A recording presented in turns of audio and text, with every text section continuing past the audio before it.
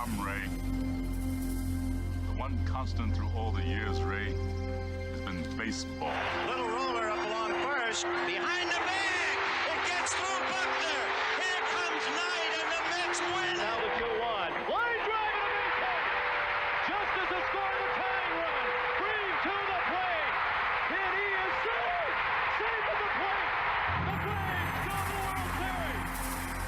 Have reserved seats somewhere along one of the baselines that sat when they were children and cheered their heroes. Gibson swings and a fly ball to deep right field. This is going to be a home run. Unbelievable! A 3-run home run for Bucky Dent. The Yankees now lead it by a score of 3-2. Ladies and gentlemen, Mazeroski has hit a 1-0 pitch over the left field fence at Ford Field to win the 1960 World Series. They'll arrive at your door as innocent as children, longing for the past. The Pope arrived at Yankee Stadium. As one enthusiastic announcer put it, he is standing on second base. Reggie Jackson. Long drive right field. It is goodbye. Big World Series for Reggie Jackson. The Blue Jays are World Series champions as Joe Carter hits a 3-run home run. Back and throws. There's a left back. It's going to be, I believe, the Giants from the pennant. The Giants from the pennant. The Giants from the pennant. The 0-1 pitch. A liner off Nagy's glove into center field. The Florida Marlins have won the World Series. The memories will be so thick that I can brush them with my faces. The 1-0 delivery to Fisk. He swings, long drive, left field. If it stays fair, it's gone. Home run. The Red Sox win. And the series is... Lolich fires. Ball is hit high in the air. This should be the series.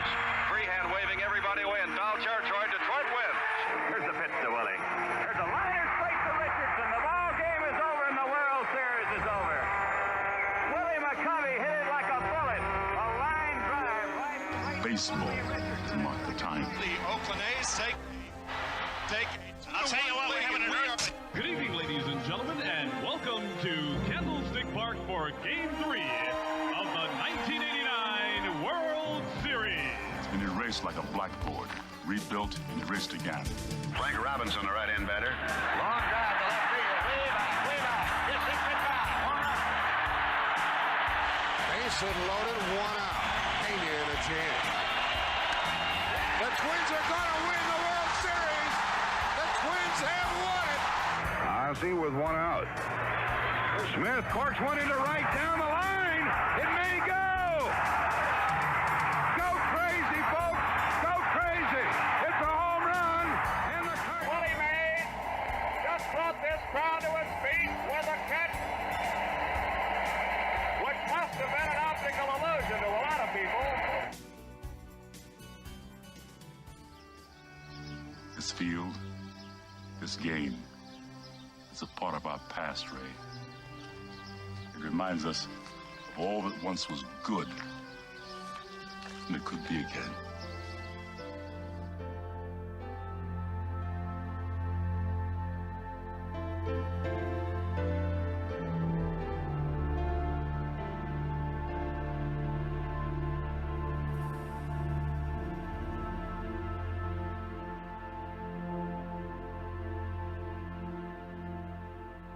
Broadcasted live.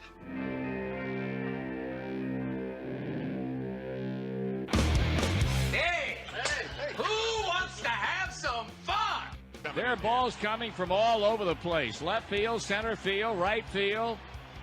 See, this is the kind of thing, quite honestly, right now, that makes you want to see the Chicago Cubs team lose. Now, you just saying you want to have fun, or do you really want to have fun? It'll be fun. Will the next person that sees anybody throw anything onto this field, point them out, and get them out of here. You don't live in Cleveland. You live in Cincinnati. You talking to me? You talking to me? That is the farthest thing in the universe from the truth. Hello, everyone, live. It's the Dan Scott Show. And right there is your host, Dan Scott.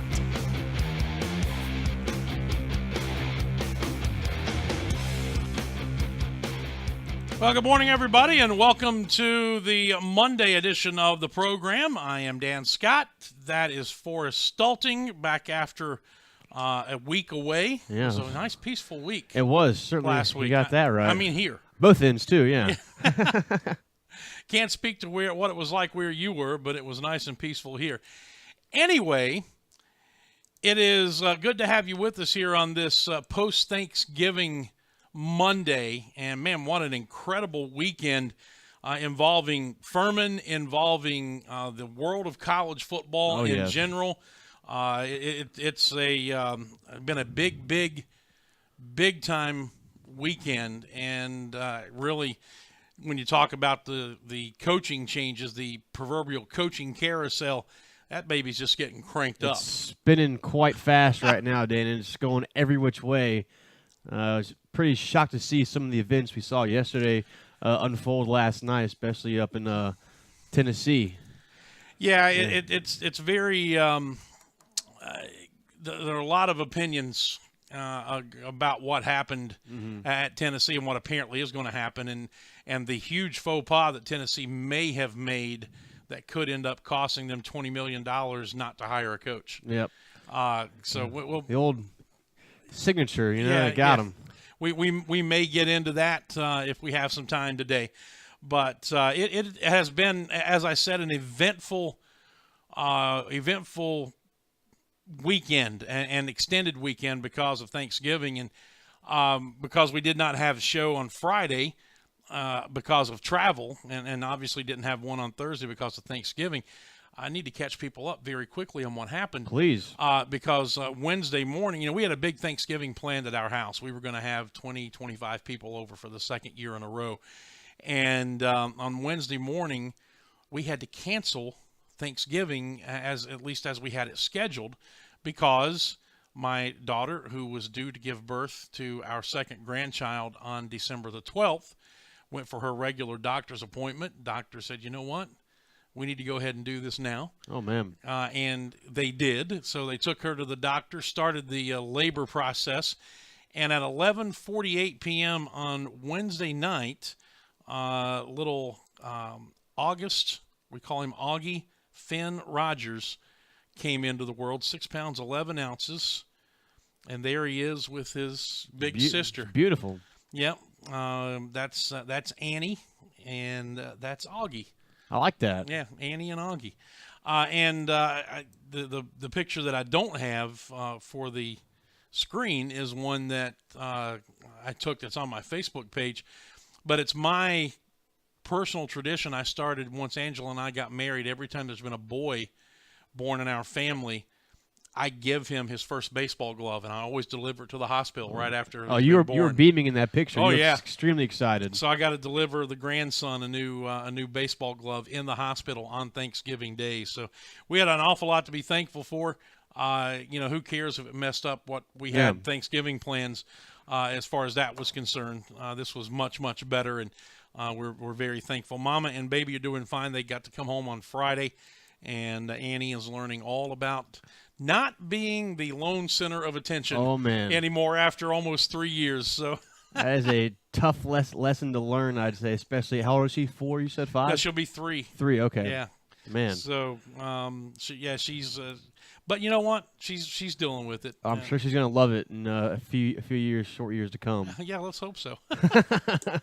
So anyway, that's how it got started. And then on Friday morning, you had to get up, drive to Nashville for basketball. It's one of those deals where, because of football, I didn't stay. Tom Van Hoy stayed and did the Saturday game with Jordan Caskey. So I drove basically 12 hours round trip to do a 2.5-hour basketball game. That's an excursion right there. and then back and then off to Elon for what was a scintillating Saturday afternoon of FCF playoff football, which we're going to get into much more here in just a bit. But so I guess in the Cliff Notes version, it kind of catches you up since the last time we got together here on the show on Wednesday. But it's been a whirlwind, and I know you were in New York. I was in New York for a few days visiting my sister and her husband up there. They just moved to the city from California. My sister just got a job, a professor at Columbia University of Economics. So that's really congrats to her and all her accomplishments. And then I was also in Raleigh for a couple of days to see some friends and see the Furman Duke game, which was a lot of fun. So overall, it was a great weekend to see friends and family and get caught up on a few things in the real world, I guess. So it was a great weekend off. You know, your next excursion into the actual real world will be your first excursion into the real world. You've been a professional student to this point of your life. Unless I go to grad school. Yeah, well, I put that one. I said you're next. I didn't say it was. I didn't say it was going to be next. All right, fair enough. That's good stuff. Anyway, we try to catch you up on what's going on Furman-wise with all of our sports. Get at the top of each program, give you a little calendar information, and then also we do some trivia. So let's start there. All right. So this weekend, as Dan mentioned, we had a couple of basketball games on the men's side, and they came out with a couple of double-digit wins. On Friday, they beat New Hampshire 78-64. Then on Saturday, they beat Northeastern 78-67. The women's basketball team, they joined in the winning. Yesterday, they beat UNC Wilmington 76-71, and Sierra Carter got her 1,000th point on her first shot of the evening. It was a straightaway three-pointer from the top of the key, and she drained it, and so that was a big moment for her. So congratulations to Sierra Carter and all her teammates and her coaches. And obviously Furman, they came out of Elon unscathed, 28-27, and so great victory for the Paladins. And the next event for the Paladins will be Wednesday, a home basketball game for the men at 7 o'clock against the Winthrop Eagles, I believe. Yeah. And just a little note, because of the football game at Wofford on Saturday, there are some discussions going on now about the possibility of moving either the basketball game time or moving the basketball game day on Saturday against Tennessee Tech. Right now, nothing has changed. But I know that Mike Buddy and Bob Ritchie were discussing that earlier. Try not to make Furman fans choose between the two. That'd be tough. But the issue is, obviously, whatever you do, Tennessee Tech would have to agree to. So I know those discussions are happening this morning, and if there are any changes, obviously we will keep you up on it. But it'd be really nice not to have to split the Furman fan base and get everybody in purple over to Timmons Arena or over to Spartanburg for the football game. And 2 o'clock football game, if you could move the game even back to 7 o'clock. That'd be perfect. Yeah. But Tennessee Tech is here on a multi-game trip. So, there are a lot of logistical things that have to be worked out. But should that transpire, we'll let you know. Those discussions are ongoing. But as of right now, everything is as it shows up on the schedule. What do you have for trivia? All right, so it's going to be involving Furman football playoff history. Okay. What is Furman's overall record playing in the state of South Carolina? So in Greenville, Orangeburg, anywhere else they've played, what is their overall record in the playoffs in the state of South Carolina? In the playoffs. Yeah, in the playoffs in the state of South Carolina. Okay. If you have a guess, you can leave it in the Facebook Live comments section. You can tweet it to us at Dan Scott Show. If you're watching via Twitter, Periscope, there's a comment section there as well. So please drop us a line and give us a guess, and we will announce the answer at the end of the program. We need to step out for our first break. When we come back, we've got some pretty in-depth coverage of Furman's win over Elon back on Saturday, including the first look, but the first listen to the Bon Secours St. Francis Furman flashback. And also from Clay Hendricks, you'll get a chance to see and hear thoughts from the coach. And before we do any of that, though, just a word about Atlanta Bread Company, which, of course, is located in Cherrydale Plaza, right down the road from campus here. The bottom line here is a reminder that tomorrow they're going to be closed because of some interior work that's being done. But as I was told, a little birdie kind of put in my ear that, if you happen to show up at the front door pretending like you didn't know they were closed, you know how it goes, you might get a free cup of coffee and maybe even a cookie or two. So just kind of keep that in mind, but you can visit them, obviously, the rest of the day today and into tonight for lunch or dinner and the rest of the week. But they will be closed tomorrow in the Cherrydale location for the Atlanta Bread Company. Thank them for what they do for us here on the program, and you'll hear more about them during this commercial break. We'll be back and talk Furman and Elon right after this. Don't go away. Hey Furman fans, it's baseball season. Here at Ingalls, we know that as you root for the home team, sometimes you want more than just peanuts and Cracker Jack. And while we do deliver on your favorite ballpark classics, we're proud to offer a packed lineup of everything you need to make your next meal a home run. Ingalls, a proud sponsor of Furman Baseball and the official grocery store of Furman Athletics. Go Dins! The Atlanta Bread Company at Cherrydale Point offers a dining experience that will have you coming back for more time and time again. Everything is freshly made on site, including the different varieties of bread and all the baked goodies. And the menu, Atlanta Bread Company offers a wide variety from hot soups and chili to hot and cold sandwiches and paninis. Even breakfast selections topped off with your choice of piping hot coffees. Come see for yourself. You'll love it. The Atlanta Bread Company at Cherrydale Point, proud sponsors of the Furman Paladins and the Dan Scott Show. Looking for a good lunch spot in the Travelers Rest area?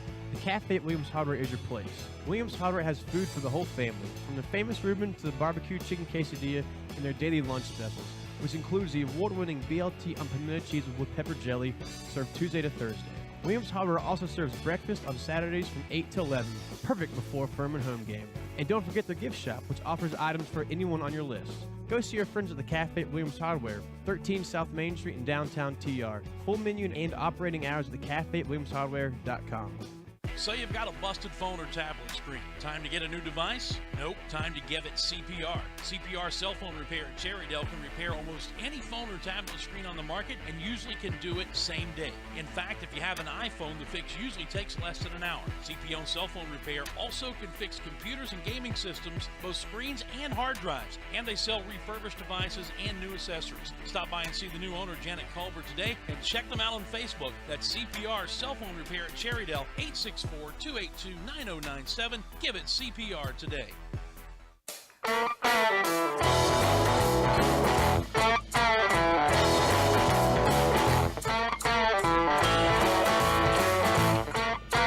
It is 13 minutes past the hour, and we are back on a just brilliant day here in the upstate of South Carolina. Sunshine, blue skies, looking out toward Paris Mountain across Paladin Stadium here. It's just a beautiful Chamber of Commerce, late November type of day, and it is so good to still be alive playing college football at this time of the year. Yes, you got that right. It's just that balmy feeling out there, and just feels like you're supposed to be playing some college football right now, and just it's a great time of year, Dan, all over the board. Yep.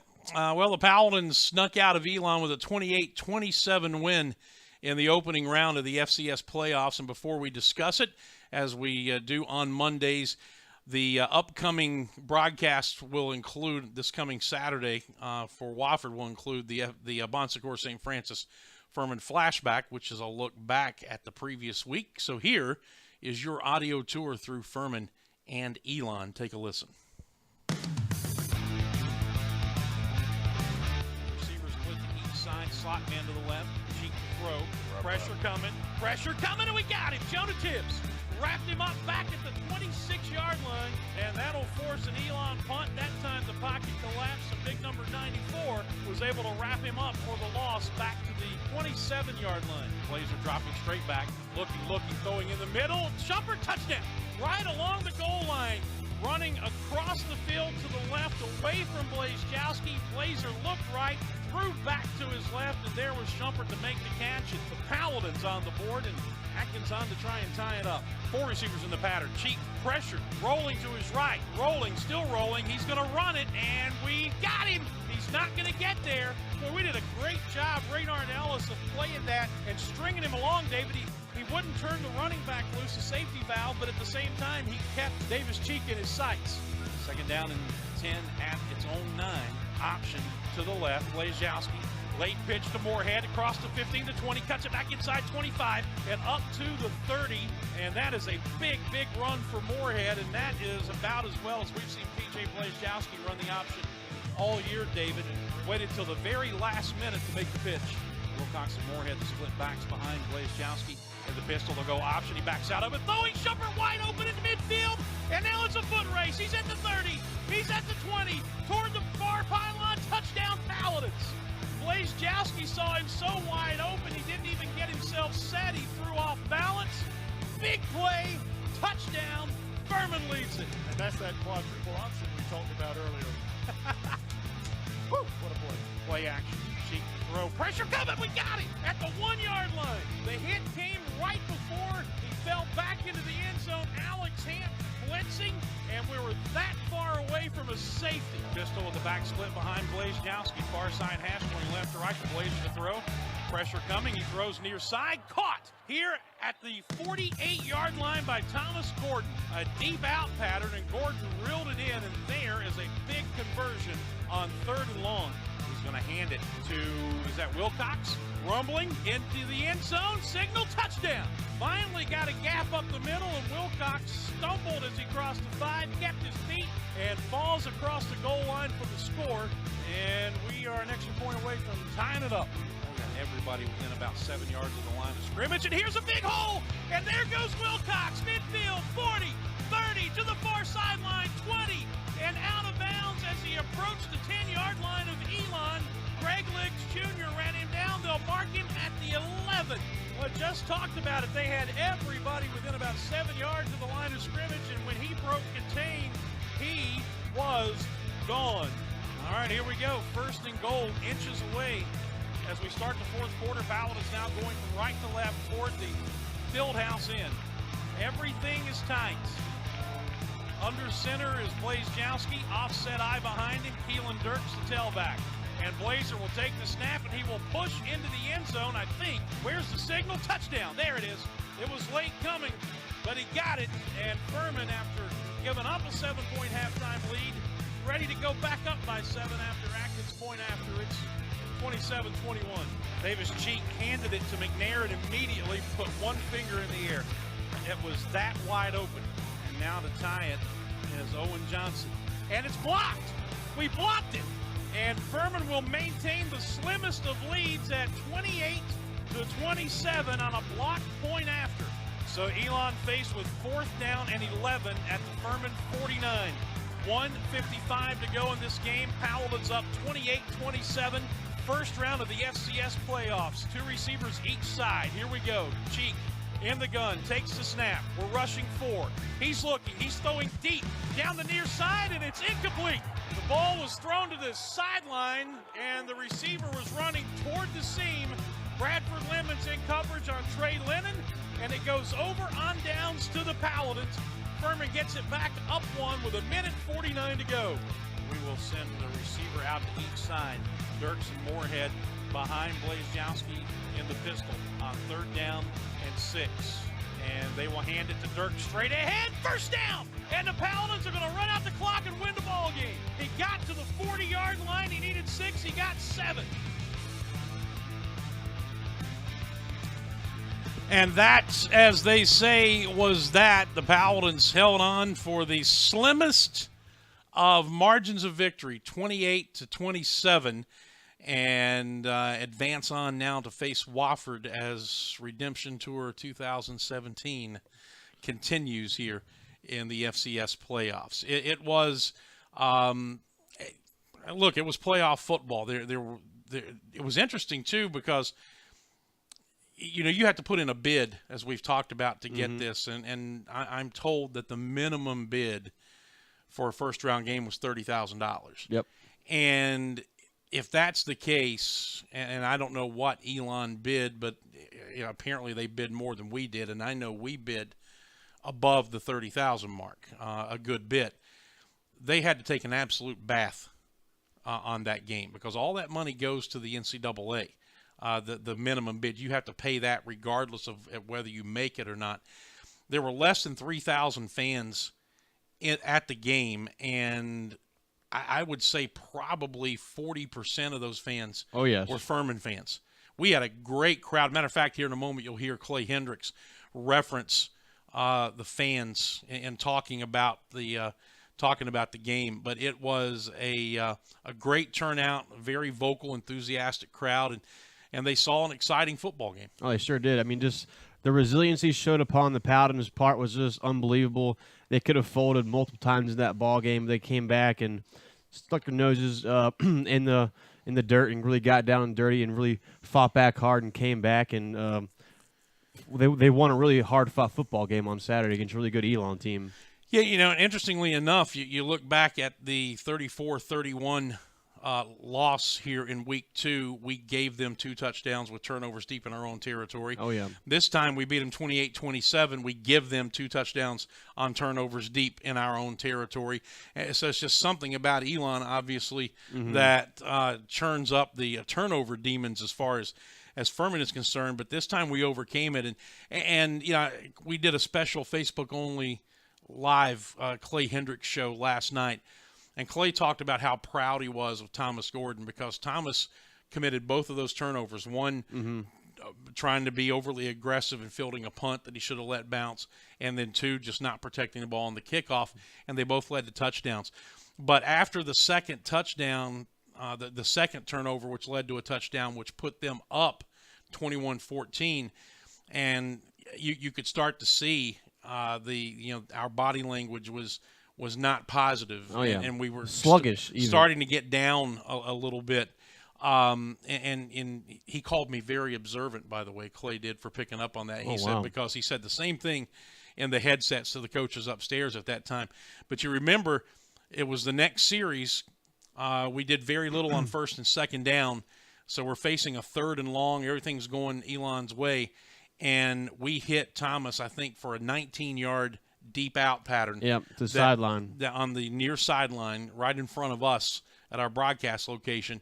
And he made the catch, got the first down, and we would go on down and score. He said he was really proud of the way that Thomas handled himself after both of those turnovers and continued to contribute, didn't get down on himself. That's huge, especially in the playoff time, because you're going to have those ups and downs, and it's really who can control their emotions more in these games, because it's going to be pound for pound. Essentially, both these teams are going to be almost equal to each other, so it's going to be a matter of who can execute better and who can stay even keeled the longest in the throughout the entire game. So, and as it turned out, the block point after ended up being the margin of difference. There was a whole lot of football played after that block PAT, but Furman was able to make enough plays, kind of like they did not do against Sanford. They won the important plays that mattered in the latter stages of that game, including getting that big first down on a 3rd and 6, getting a 7-yard run by Keelan Dirks that allowed him to go into victory formation, run out the clock, and get the win. Afterwards,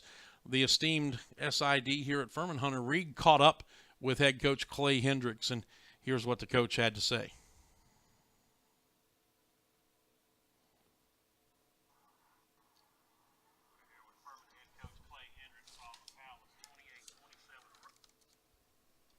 Elon Phoenix this afternoon. And Coach, congratulations on a hard-fought, tough road win. You guys advanced. That's what you came here to do. Nail-biter, but we got that W. Yeah, we did. I tell you what, our kids just found a way to get a win, and certainly didn't make things easy for ourselves. I really kind of think 3-0 turnovers. I knew they threw the one last play of the half, but you do that, it's hard to ever win a football game, and somehow our kids hung in there. Even when we got down, twice, we came back, and and even after turnover there at the end of the game, our defense did a great job getting a stop and then shoot. It's always nice when you make a first down and get in victory formation to win a game. Not that you guys ever need to be reminded about the importance of special teams play, but 2 fumbles on special teams, but then we make the final big play on special teams to really, that's the difference in the ball game. Well, we were really close last week, blocking that field goal there that was late. There was a huge play in the game, and special teams were big the first game, and certainly they were big today, putting us in a hold. But then our defense came through and got their hands on that one, and it's fun to win one like that. A little slow getting the running game started today. Elon, pretty good defense, but then you got a couple long runs, especially there. Antonio Wilcox, a key point in the second half, and then Keelan Dirks finishes off with a big hard run there on 3rd down, gets his first down. You guys run out the clock. Yeah, you know what? I don't know. I have to go back and look at the tape. We probably got away from some things early, and then kind of settled back into what we wanted to do there in the second half. It was really good for us. And I mean, to me, really, that was the difference in the game for us offensively, is having the ability to run it up in there and do those. They got a good football team. I mean, everybody's good at this point in time, and we're fortunate and happy to get a win and get a chance to play again. And your next opponent, somebody you know very well, the Wofford Terriers of Spartanburg next Saturday. Expect another tough ball game. Absolutely. Be a real similar game to this. We know each other really well, and we have to go on the road again. And golly, can't say enough about our crowd. We had an unbelievable crowd here today. It's been a long time. Well, it's been a long time since I've been in a playoff game at Furman, but I remember a few times over the years where it was like that day. They really made a difference for us today, and just really appreciate them. And I'd love to see that ×2 next week over there in Spartanburg. So there you go, Clay Hendricks after the game, and hey, he was right. The crowd was, as I said, it was loud. It was a little rowdy. It was a good showing on the road, and I would anticipate we'll have even more fans in Spartanburg on Saturday. I know just from judging from what we saw in the Facebook Live comments section yesterday, from other things I've seen tweet-wise about people buying tickets, the ticket feeding frenzy has already started. Oh, yes. I think we filled up about half of the away stands the first game of the season this year, so I fully expect us to put the away stands to capacity this Saturday, maybe even trickle over to the home side to get as many Purple fans as we can out there. But I think the biggest thing in that game for us was obviously the resiliency, but we ran the football better up the middle than we did against Sanford. And I think another thing, too, is that P.J. Blazejowski did an excellent job of controlling the option and knew when to pitch it and when to keep it. And he just did a great job on the ground and in the air. Even though he did throw that one interception late in the game, he did a fantastic job in the air, controlling the football and controlling the game in general for the offense and keeping everybody even-keeled. Yeah, he did make the one big mistake toward the end of the game, which could have taken a 1-point game and turned it into an 8-point game. We're right there going in for a touchdown, and he just made a bad throw. And if you listen to the post-game press conference, nobody is harder on PJ than PJ is on himself. He called it a middle school mistake, and I dare say that given a similar opportunity this week, he'll be a little more patient on that. But I give the kid credit. I give the kid a ton of credit. He's not a running quarterback. He's a quarterback who can run. Oh yes, some. Yep. And they're asking him to run the option and do some things that's not the biggest part of his skill set, and yet he has, as this season has gone on, he's got more comfortable doing it. And David Cobb pointed this out a couple of times during the broadcast on Saturday, how in that particular instance with teams trying to take Moorhead away and make PJ run it in the option, how he attacked the corner and made the corner commit to him, and then the pitch. The play right before the 70-yard touchdown to Shumpert was a 21-yard run by Darius Moorhead on an option left. And PJ did just that. He attacked the corner, made the corner commit, and at the very last minute before he got hit, that's when he let the pitch go. Moorhead, we were on our 9, he advanced it up to the 30, and then the next thing you know, the old start the option, back out of it. Andy Shumpert's as wide open as you can possibly be, and the quadruple option. Cobb said. So it was a was it our best performance? No, but it was a performance that was good enough to get a win. And now that this team has a playoff game and a playoff win under its belt, we're very interested to see how it plays next week against Wofford. And Wofford is going to see a different football team than it saw in week 1. And, of course, Wofford will always do some different things and some wrinkles and that kind of thing as well with what they do offensively. But, as Elon did when we played them the first time, Keelan Dirks wasn't playing. The two kids in the inside linebacker spots, McCoy and Ellis, were not playing. So we have have a little bit of a different look for them, and we'll see exactly how that plays out. But the best thing is that we get to see how it plays out. Absolutely, Dan. I think it's going to be a fantastic game down in Spartanburg. I expect it to go down to the wire. It's going to be a tight game throughout. Just going to come down to who can execute and who can stop the option run, essentially. I think who can control the line of scrimmage from the get-go is going to have the upper hand. Well, we will be obviously talking a lot more about the Furman-Wofford game, round 2 of that matchup in round 2 of the FCS playoffs coming up as the week goes on. We need to step aside for a break now. We'll come back and get into Forest 3 Things, which includes a quick look at Furman basketball and then a whole lot of shaking going on at the FBS level. And then we'll come back full circle by the end of the program and talk more about the FCS playoffs. All that's still ahead as the Dan Scott Show continues right after this. Don't go away. Stuck in a state of falling behind? Struggling to keep up with your kids, finances, insurance? Then let State Farm agent Steve Borkland in Traveler's Rest help you simplify and get to a better state. Because with Steve handling your auto, home, and life insurance, you'll have more time for everything else. More money, too, because adding State Farm policies could mean earning discounts worth up to 40%. That's money Steve can help you put towards a college savings plan. Call State Farm agent Steve Borkland today and get to a better state with State Farm. Let me tell you something, Cowboy. This rookie can really bring the heat. He's smoky and spicy with a Chipotle style all his own. It's a new Montgomery Inn Chipotle barbecue sauce. Make it a part of your home team. Available now at your neighborhood grocer or online at CincyFavorites.com. Looking for a good lunch spot in the Traveler's Rest area? The Cafe at Williams Hardware is your place. Williams Hardware has food for the whole family, from the famous Reuben to the barbecue chicken quesadilla and their daily lunch specials, which includes the award-winning BLT on pimento cheese with pepper jelly, served Tuesday to Thursday.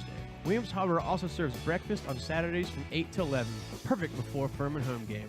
And don't forget their gift shop, which offers items for anyone on your list. Go see your friends at the Cafe at Williams Hardware, 13 South Main Street in downtown TR. Full menu and operating hours at the Cafe at WilliamsHardware.com.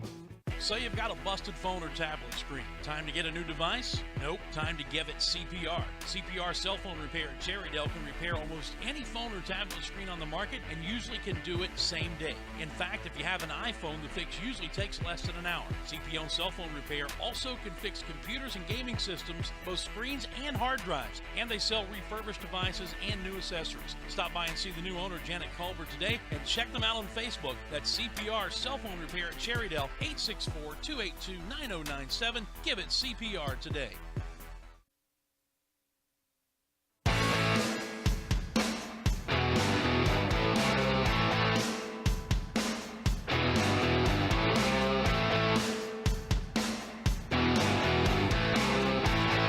A thousand things going on.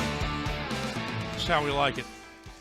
Anyway, good to have you with us here on the program on this Monday, kind of wrapping up a weekend and a big weekend if you're a Furman fan. And not just because of the football win. Bob Ritchie's basketball team was in a tournament that nobody saw. in the arena that time forgot. Yes. In Nashville, the hour level of the PK80 Invitational, the celebration of Phil Knight's 80th birthday, the Nike Magnet. And they played 2 games at the Nashville Memorial Auditorium. So you bring 4 teams to Nashville for a tournament. Furman, Northeastern, New Hampshire, and Utah State. None of which are in Nashville. Not even close. There was a women's element to the tournament. The only even regional factor to Nashville in this tournament was the Chattanooga women's team. So you're playing in a very old arena, Nashville Municipal Auditorium downtown. There's nobody there. And Bob Ritchie and I talked about this on the pregame show before the Friday game, having to create your own energy because there's no energy in the stands. And as the results bear out, they were able to do that not just once but twice. Absolutely, yeah. In the first game they played New Hampshire, they won 78-67. No, wait, 78-64, excuse me. That was the Northeastern game.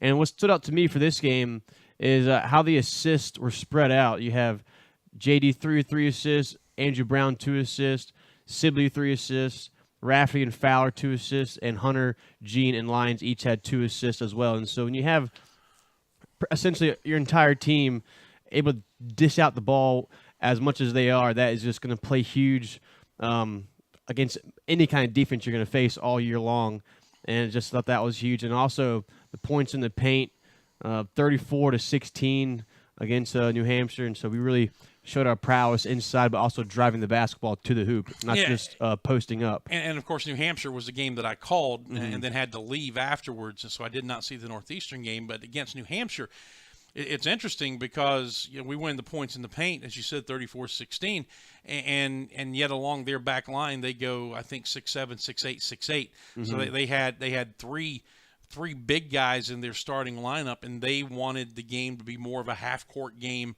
and get those big guys involved. And they were able to keep it, the tempo, at least slightly in their favor in the first half. And it was a game in which Furman was up 7, then went down 1, was up 8, and then went down 1, all in the first half. Very similar to the football game. Led by 5 at the break, but then came out in the second half, turned up the intensity, got the running game going, and next thing you know, they're up 29. Ended up winning by 14, but that was with the backups playing a good 6 or 7 minute stretch of the rest of the game. So it was a great performance, and it was nice to see him follow up the next day with another strong performance against Northeastern. Absolutely. In that game, it was very similar. You had multiple players having multiple assists. You had 3 guys atop the assist chart with 3, Rafferty, Davis, and Sibley. Sibley scored 22 points, which he's done all year long. He's almost always gotten in the 20s this year. I think only one game where he's gotten under 20 points, I believe. Here, another thing that stood out was the points in the paint here. We won 46-38, so Northeastern was able to kind of combat down in the paint with us a little bit, but we kind of outschooled them. And I think one thing that also stands out in that game is second chance points. Furman had 15 in that, and so when you get that many offensive rebounds, that's going to demoralize the opponent. And that's going to be something to watch all season long, because that's where Chris Aycock shined last year in his ability to get offensive boards, or at the very least to tip the ball out and give us second chances and sometimes third chances on possessions.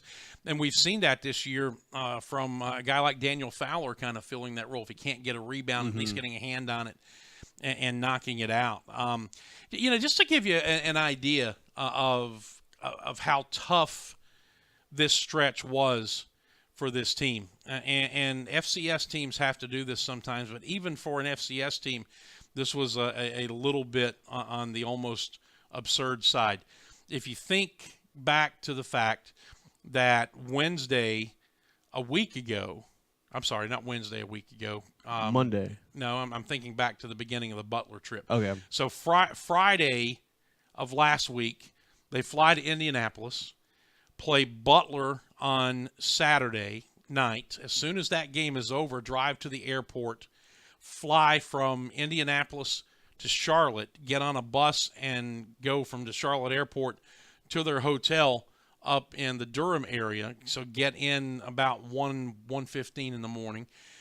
Be able to have a day, a little bit of time anyway, on Sunday. Get to sleep a little bit late, go through a walkthrough, play on Monday at Duke, bus back to campus, go to class on Tuesday, then get on a bus Wednesday, go to Nashville, spend Wednesday night, have Thanksgiving as the team Thursday in Nashville, play Friday and Saturday, and come back on Saturday after the game. They did all that traveling in the space of a week, and were in class one day. That's tough. And yet, on the back half of that, after the games at Butler and Duke, on the back half of that, in a place that was empty and there was no atmosphere, and you could almost see maybe a hangover or some jet lag coming, it never did. And I think it's a credit to Bob and a credit to the kids that they were able to find a way to create energy in a place and at a time when maybe they didn't have a whole lot of natural energy going on. They had to find a way to manufacture it, and man, they did. Yes, sir. I mean, that's one of the biggest things I've seen from Bob Ritchie so far is his energy levels have always been atop the charts, and he is not a person that's going to be quiet on the bench. He will continue to put his team up and yell and scream and get his demand energy and perfection from his team. So I think he's done a great job of keeping the energy levels up, even in big arenas. I think that's one of the biggest things that he's done so far this year is really bring that intensity to every single minute of the ball game. So at 4-2 now, the non-conference schedule continues Wednesday night at home, 7 o'clock against Winthrop. And if you remember that game up there last year, the Paladins had that one apparently wrapped up until a prayer of a banked-in three-pointer at the buzzer by Winthrop gave them the win.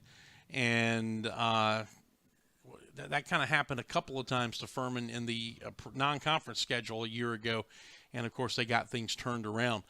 But so that's at Timmons Arena on Wednesday. Hope we'll have a big crowd there for that, ESPN3 and radio simulcast. I'll be working that game with Bryant Lambert. 7 o'clock is the tip. It's going to be a lot of fun. Yeah. Thing, too, I heard there's some other football going on this weekend. There is. We had some pretty big matchups this weekend. It was rivalry week for the FBS level. You had a few blowouts. We had Clemson demoralizing Carolina once again, 34-10. Wisconsin blanking Minnesota, 31-0. Georgia extinguishing the Yellow Jackets, 38-7. Stanford taking the gold from the Irish, 38-20. Then a few close games. You had Ole Miss beat Mississippi State, 31-28, and that was a game which Nick Fitzgerald left the game in the first quarter. So for the Bulldogs to hang in there and come back and fight and claw their way back against a decent Ole Miss football team, it's a good job by Dan Mullen and his staff. Auburn, they beat Alabama 26-14. This is a game in which Alabama, they put up all kinds of yards, but they just couldn't get the ball in the end zone. They had 209 yards on the ground, 168 yards in the air. But they just could not able to find a way. Then Ohio State beat Michigan 31-20. Oh, I forgot one, actually. The blowout, Washington beat Washington State 41-14. Yeah, I was a little surprised at that score. I thought that Washington would win, but didn't think it would be a blowout. So how do we do on our picks? We didn't have any picks. I wasn't here last week. Oh, that's right. Yeah. That's right. Yeah. So I won, basically.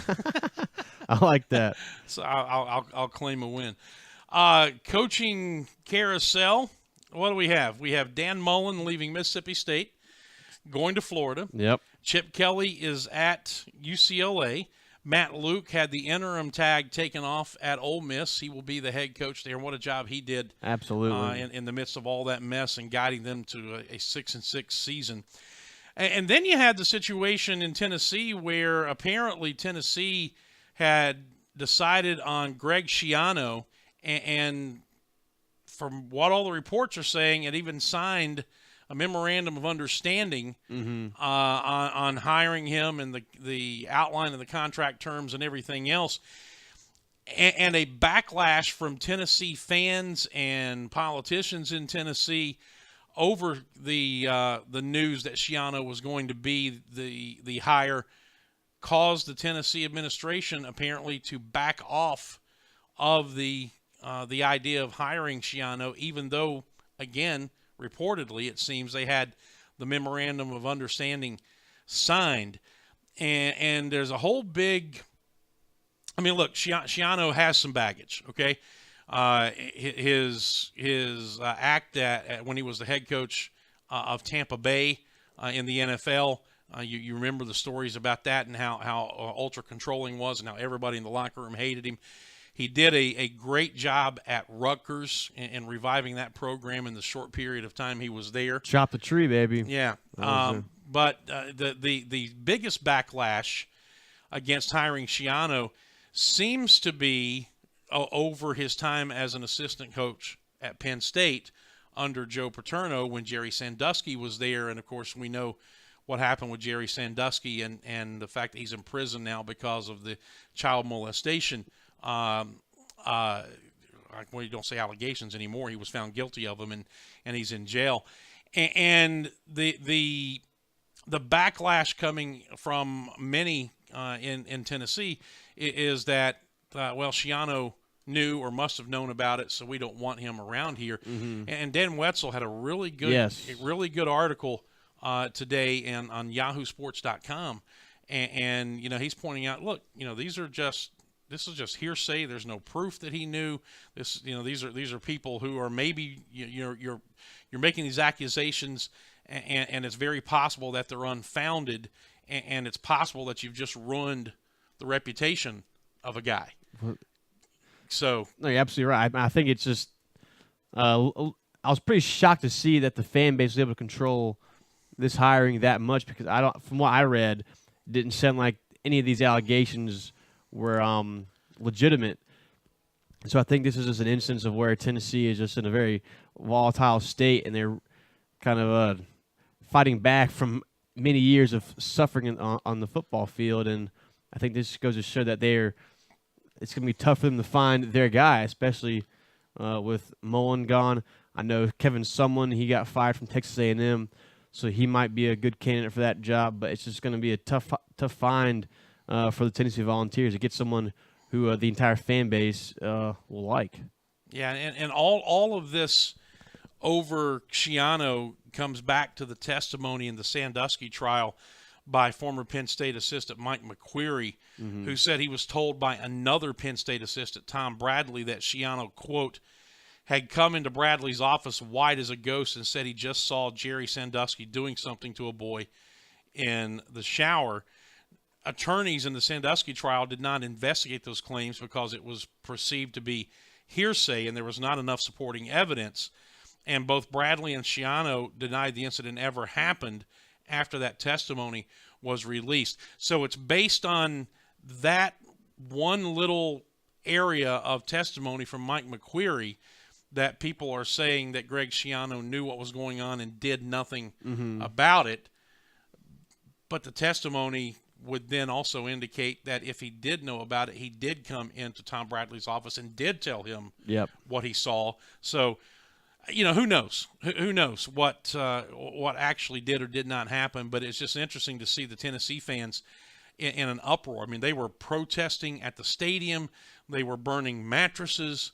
There were former Tennessee players on Twitter. Albert Hainsworth was one who said, if they make this hire, I'm going to find another team to devote my time and my money to. And, I mean, it's just, as Bruce Feldman termed it on Twitter a little while ago, a hot mess, according to a source. He said there's some talk going on. This is from Bruce Feldman, the college football writer for CBS. According to sources, there's some talk going on now between Schiano's reps and Tennessee about an exit strategy of what has become a very volatile situation. Paperwork was in progress, and the source said, quote, they've spooked them all. It's a hot mess. So, but Pete Thamel from Yahoo Sports says that the memorandum of understanding was signed between Schiano and athletic director John Curry in Columbus, where, of course, he is on Urban Meyer's staff at Ohio State. Defensive coordinator. So, I mean, I'm not sure what's going to happen with this situation. I'm not sure all the legality moves that's going to have to be made in the next couple of days. But this is just, as I saw someone say in the Facebook comment section, a dumpster fire for Tennessee, and things just continue to go wrong for the Volunteers down in Knoxville. I don't know. This may make a dumpster fire look like a Christmas tree by the time it's all said and done. Anyway. Back on the field, and at least on the field as far as coaching moves is concerned, Tennessee is apparently still open. Texas A&M is open. Arizona State fired Todd Grantham. 7-5, so they're not a bad year by any stretch of the imagination. I mean, and his overall record is good, and he even was 25-23 in SEC play during his time there. But Texas A&M feels like they should be competing at a higher level, and with all the money they get. Yeah. So so someone is gone. This year has the potential to be maybe the craziest year in recent memory because of not just the coaching changes, but the domino and the ripple effect that will come. I'll tell you how crazy it is. It's so crazy that Dennis Dodd of CBSSports.com, in talking about the Tennessee situation and how messed up it is now, says that really the only thing Tennessee can do at this point is to bring back Lane Kiffin. That's not going to happen. There's no way. I agree, but my goodness, if the situation is so bad that it makes the Lane Kiffin situation at Tennessee appear to be not so bad, that's bad. that's That's bad. really bad. And just to go off that too is that in the SEC alone, you're going to have Tennessee a new coach, Florida a new coach, Mississippi State a new coach, Arkansas a new coach, Texas A&M a new coach. So that's just 5 teams right there already. And technically Ole Miss. So there were 6 openings if you count Ole Miss. So half the programs in the SEC will have new head coaches at the beginning of next year, which is something you do not see every year, especially this early in the, I guess it's called the offseason right now, but it's not really yet. Not even the offseason. So, incidentally, Arkansas in its search for a head coach apparently is looking at Clemson defensive coordinator Brent Venables and Memphis coach Mike Norvell as candidates to take that job. Venables has never been a head coach, but he's one of the best defensive coordinators in the country, one of the best paid defensive coordinators. He'll probably be the next up-and-coming really great football coach in college football, I think. He is just an outstanding defensive coordinator for Clemson Tigers. Yeah. So anyway, on top of all that, we have the new poll coming out tomorrow in which Clemson's expected to be the new number 1. As they should. And Alabama may drop out of the top 4. Auburn, with 2 losses, even may jump in. They have to be ahead of them. They beat them head-to-head. Yeah. That's simple as that. That's part of it. I get it. It's going to be very intriguing to see what happens in these championship games. Oh, yeah. And essentially, they're going to be de facto quarterfinal games this Saturday. You can have 4 of them: Ohio State, Wisconsin, Georgia, Auburn, Clemson, Miami, and then Oklahoma and TCU. If Oklahoma wins or loses that game, that will determine if Alabama will get into that game. So, essentially, we already have an 18 playoff right now with these college football conference games this weekend. Yeah, and the scenario that I know that the Southeastern Conference office and the fans, because you know that you're fans of a conference in the SEC. Oh yes, you have to be. Yeah, so your team may lose, but the SEC wins. The nightmare scenario is if Miami upsets Clemson. Almost like Cleveland. Miami upsets Clemson in the ACC championship game, and no, I'm sorry. Back off of that. That scenario is no longer valid because of Alabama's loss. If Miami wins, they're going to be in automatically. But there was a scenario where you'd have maybe Miami and Alabama going head to head for a final spot, and if you look at quality wins, Miami has more quality wins than Alabama. But apparently that's not an issue anymore. I wouldn't think so. I essentially think the winner of those 4, or at least the winner of the ACC, Big Ten, and SEC will go to the playoff, and then depending on if Oklahoma wins, they'll go as well. But if they lose, that would be the only way I think we can see any kind of controversy in that number 4 team getting in, whether it's Alabama or someone else. But I think right now there's only 8 legitimate teams that have a shot at getting into the football playoff, and it's those 7 teams plus Alabama right now. So it's going to be a lot of fun to see what goes down this Saturday in the conference championship games. I would agree. All right, let's circle back full circle to the SEC or to the FCS playoffs and see where we go from there because round 1 is done. We know that Furman and Wofford will be getting together in round 2. You look at the bracket, it's not updated, but you can put Furman there against Wofford. You can put San Diego there against North Dakota State. They San Diego beat Northern Arizona 41-10, so not even really close in that game. Same going for Northern Iowa. They beat Monmouth 46-7. Stony Brook beat Lehigh 59-29. Weber State sneaked by Western Illinois 21-19. Same goes for where'd it go? Northern Iowa pounded Monmouth. Yep, I got that one. South Dakota barely beat Nicholls State, and Nicholls State was on the goal line with 30 seconds to go in that game, but they fumbled on the goal line to lose that game eventually. So they will play, I believe, Jacksonville State, is it? No, Sam Houston Sam State. Houston State, excuse me. And then Kennesaw State beat Sanford pretty handily, 28-17. That game was not as close as it seems. Kennesaw State was up 21-3 at one point. So I think the much better team won in that game. And Kennesaw goes on to play Jacksonville State. Yep. So it's got some pretty intriguing matchups coming this weekend all across the board. But I would say a highlight, Jacksonville State, Kennesaw State, Sam Houston State in South Dakota, obviously Furman and Wofford, and then South Dakota State in northern Iowa. Those are the 4 games I would keep close eye on, because I believe the other ones will probably be more or less blowouts. All right. We need to get in wrap-up mode a couple of minutes early because I was told this morning I have to be involved in some kind of conference call that starts at 11. Oh, boy. So let's get the trivia answer, and all right, let's roll on out of here. The trivia question is going to involve Furman football playoff history.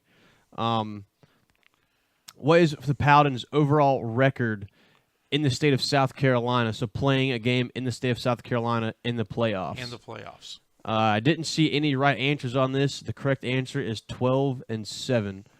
Furman's played 18 games in Greenville and only 1 game outside of Greenville, and that was against SC State when they beat them 30-20 in 2013. Okay. So 12-7 overall. Good stuff. All right, we'll be back with you tomorrow. We will continue, obviously, pushing ahead to Furman and Wofford and following this crazy coaching carousel going on at the FBS level. And, by the way, I saw a graphic the other day, early last week. I think there were 13 openings at the FCS level as of last week. So, I mean, it really knows no boundaries. So we'll try to keep up with it as best we can. Work on a couple of guests for you and see what we can get done as we go through what's going to be an exciting week heading to Furman and Wofford this weekend. Enjoyed it. Good to have you back. Absolutely. All right, we will see you tomorrow, same time and same place. Until then, for Forrest, I'm Dan. God bless you. So long, everybody.